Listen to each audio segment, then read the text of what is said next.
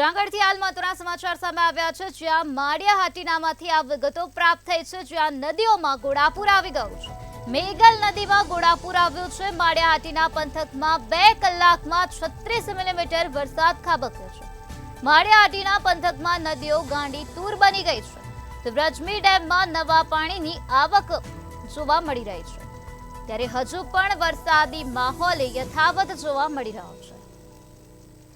તો જૂનાગઢના માળિયા હાટીનામાંથી આ મહત્વના સમાચાર સામે આવ્યા છે। આ મેઘલ નદીમાં ઘોડાપૂર જોવા મળી રહ્યું છે। માળિયા હાટીના પંથકમાં છેલ્લા 2 કલાકમાં 36 મિલીમીટર વરસાદ વરસ્યો હતો, ત્યારે માળિયા હાટીના પંથકમાં નદીઓ અત્યારે ગાંડી તૂર બનેલી જોવા મળી રહી છે।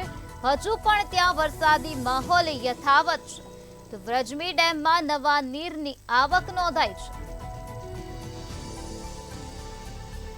હવામાન વિભાગની આગાહી અનુસાર જૂનાગઢના માળિયા હાટીનામાં ધોધમાર વરસાદ વરસ્યો, જેના કારણે મેઘલ નદીમાં નવા નીરની આવક થઈ નદીમાં ઘોડાપૂરની સ્થિતિનું નિર્માણ થઈ ગયું છે। માળિયા હાટીના પંથકમાં 2 કલાકમાં 36 મિલીમીટર વરસાદ ખાબક્યો।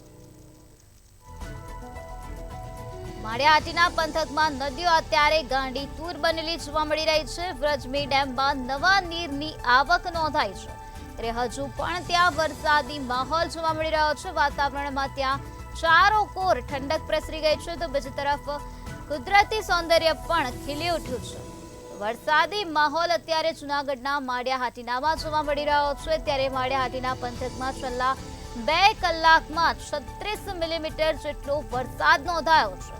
અત્યારે ત્યાં પંથકની નદીઓ ગાંડી તૂર બનેલી જોવા મળી રહી છે, કારણ કે નવા નીરની આવક નોંધાઈ છે। નદીઓમાં ઘોડાપૂર જોવા મળી રહ્યું છે।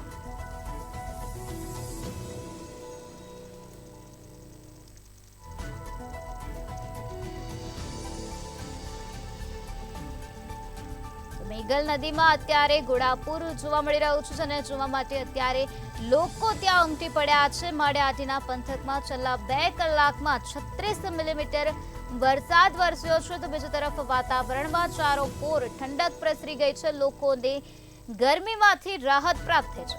હવામાન વિભાગે 5 દિવસ ભારેથી અતિભારે વરસાદની આગાહી વ્યક્ત કરી હતી, જેના અનુસંધાને જૂનાગઢના માળિયા હાટીનામાં ધોધમાર વરસાદ વરસ્યો અને તેના કારણે મેઘલ નદીમાં ઘોડાપૂર આવ્યો છે, તો નવા નીરની આવક નોંધાઈ છે। માળિયા હાટીના પંથકમાં 2 કલાકમાં 36 મિલીમીટર જેટલો વરસાદ નોંધાયો છે।